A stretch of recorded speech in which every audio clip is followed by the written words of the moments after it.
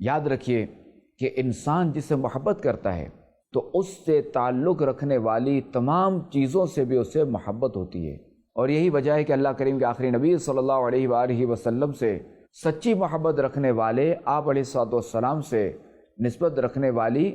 ہر چیز دل و جان سے محبوب رکھتے ہیں۔ چونکہ اہل بیت اطہار کو خاتم النبیین صلی اللہ علیہ وآلہ وسلم سے نسب کے حوالے سے خصوصی نسبت حاصل ہے، لہٰذا صحابہ کرام علیہم رضوان ہو یا ہمارے بزرگان دین ہو، بلکہ جو بھی سچے پکے مسلمان ہیں وہ الحمدللہ الکریم اہل بیت اطہار سے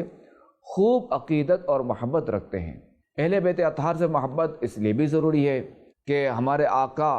مکی مدنی مصطفیٰ صلی اللہ علیہ وآلہ وسلم نے بہت سی احادیث مبارکہ میں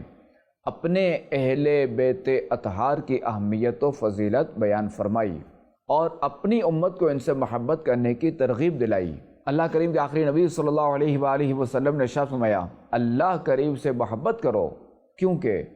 وہ تمہیں اپنی نعمتوں سے روزی دیتا ہے، اور اللہ کریم کی محبت کے لیے مجھ سے محبت کرو، اور میری محبت کے لیے میرے اہل بیت سے محبت کرو۔ حکیم الامت مفتی احمد یار خان نعیمی رحمۃ اللہ تعالی علیہ اس حدیث پاک کے تحت فرماتے ہیں، یعنی اللہ کریم کے محبت حاصل کرنے کے لیے مجھ سے محبت کرو کیونکہ میں اللہ کریم کا محبوب ہوں۔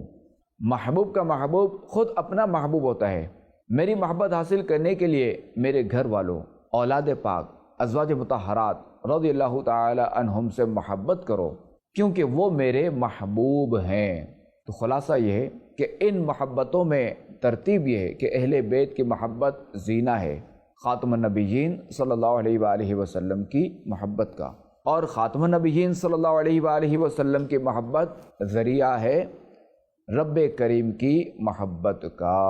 امیر سنت کیا خوب فرماتے ہیں، صحابہ کا گدا ہوں اور اہل بیت کا خادم،